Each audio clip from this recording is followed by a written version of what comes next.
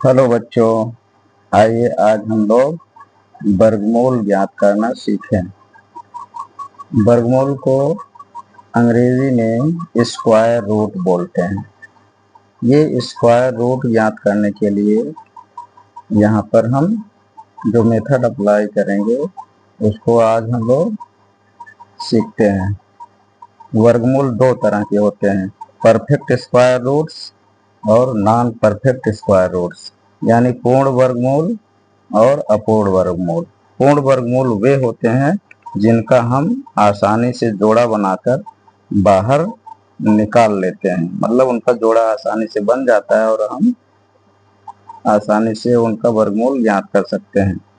लेकिन non perfect square roots जो होते हैं उनका हम आसानी से जोड़ा नहीं बना पाते हैं और उनको हम भाग विधि से ज्ञात करते हैं।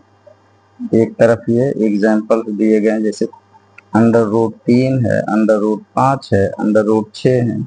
इनका हम ये अपूर्ण वर्गमूल हैं, इनका हम दूसरी तरह से ज्ञात करते हैं और जो पूर्ण वर्गमूल है वो आसानी से ज्ञात हो जाते हैं। जैसे 1 का वर्गमूल ज्ञात करना हुआ तो 1 का वर्गमूल ज्ञात करने के लिए √1 लिखा और √1 को हम लिख सकते हैं कि 1 की घात 1/2, 1 की घात 1/2 हो गया।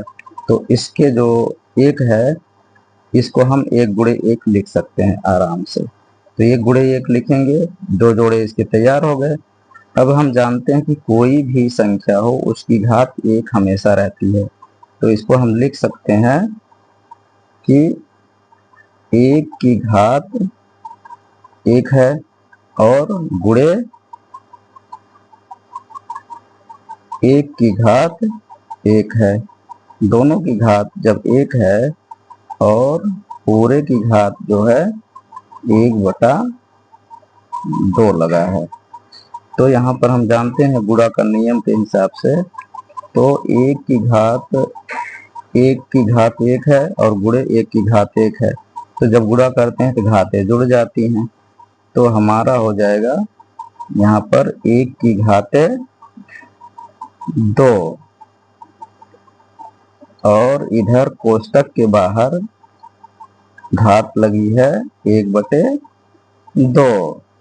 इस तरह से हम अब ये घात इधर जाके गुणा हो जाएगी, तो 1 की घात आ गई कितना, 1 की घात आ गई 2/2। इसका मतलब हुआ 1 बराबर आ गया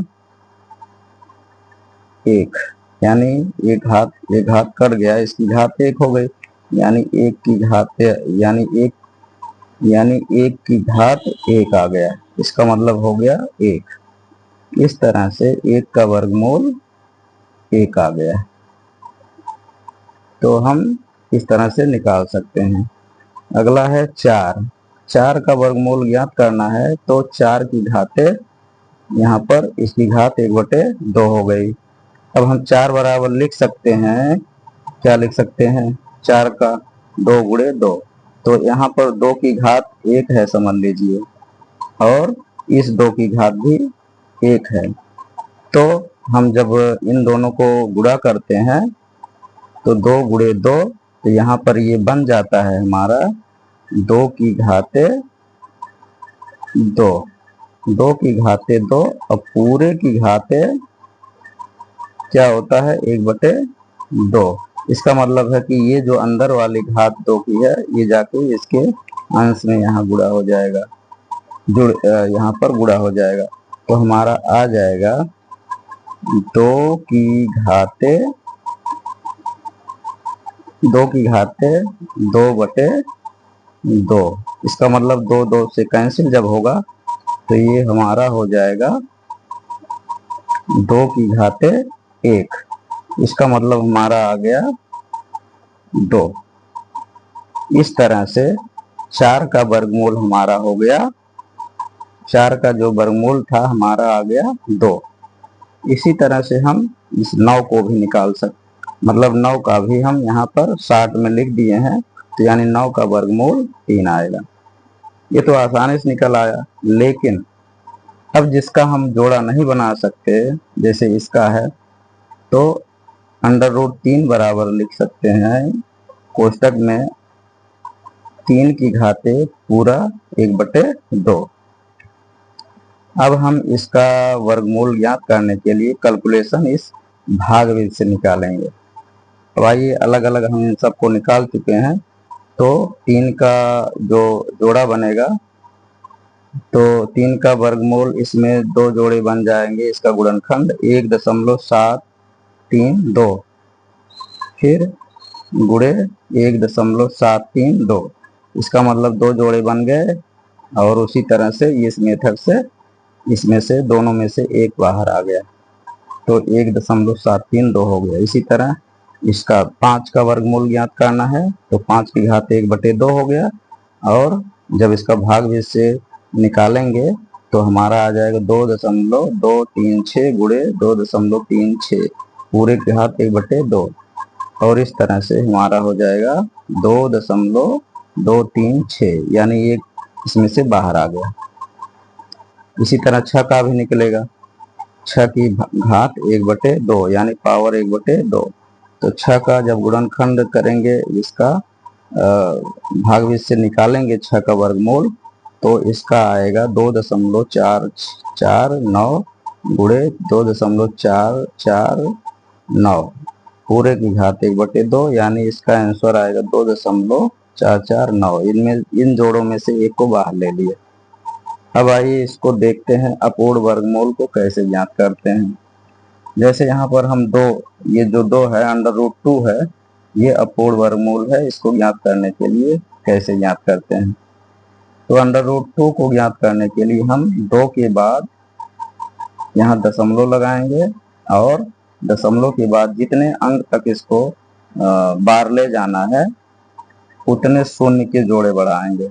जैसे यहाँ पर 3 बार ले जाना है, तो शून्य के ऐसे 3 जोड़े बना देंगे, यानी एक जोड़ा इधर हो गया, एक जोड़ा ये हो गया, एक जोड़ा ये हो गया।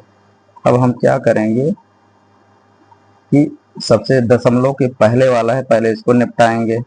तो दशमलव के पहले 2 है, अब हम 2 में ऐसी संख्या से भाग देंगे, उतना बार ले जाएंगे ताकि ये 2 से ज्यादा ऊपर न जा सके। तो 2 से नीचे वाला, यानी उससे ऊपर अगर 2 बार ले जाएंगे तो 2 दूनी 4 हो जाएगा, इसलिए हम 1 बार ले जाएंगे। 1 बार यहाँ ले गए, 1 एक कम 1, और 1 को लिख करके घटा देंगे।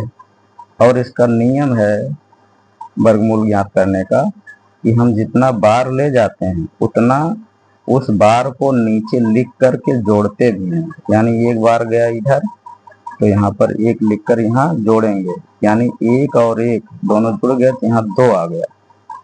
और इसके जस्ट नीचे इधर जगह छोड़े रहेंगे, फिर हम इसके बगल में कोई संख्या लिखकर फिर भाग देते हैं, और उतनी बार भाग ले जाते हैं जितना हम यहाँ बगल में लिखे रहते हैं। तो इस तरह से हम 2 के बगल में 4 लिख दिए, और अब की बार यहाँ पर 2 में से 1 निकला जो, तो 1 बचा था, और दशमलव के बाद 00 लिखा है, 00 को हमने उतार लिया, यहाँ 100 हो गया। अब हम देखते हैं कि हमको 100 में भाग देना है।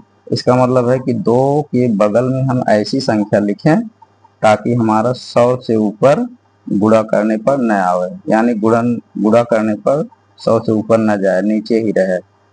तो यहाँ पर 2 के बगल में 4 लिख दिया, इसका मतलब हम 4 बार ले जाएंगे। तो 4 का गुणा इसमें करेंगे, 4 का गुणा भी इसमें करेंगे, और यहाँ नीचे लिखेंगे। तो 4 का गुणा करेंगे तो 4 चौके 16 और 6, तो 4 दूनी 8 है 9। अब घटा देंगे 96 को घटाया गया, यानी यहाँ पे 10 में से 6 गए, 4 आ गया, और यहाँ 9 में से 1 उधार गया था, 9 में से 9 गए 0, और यहाँ 1 के नीचे 0 बच गया। यहाँ 0 का मतलब कुछ नहीं। अब संख्या के बाद 0 जो होता है उसका मान होता है, यानी 4 के बाद हम क्या करेंगे, ऊपर से 2 0 उतार लाएंगे, ये हो गया 400। और इधर हम 4 बार ले गए थे, तो उस 4 को इसके नीचे लिखकर जोड़ेंगे। तो 4 में 4 लिखकर जोड़े, तो 4 4 कितने हो गए 8, यहाँ 8 लिख दिया, और ये 2 वाला है तो 2 यहाँ लिख दिया। अब हम इसके बगल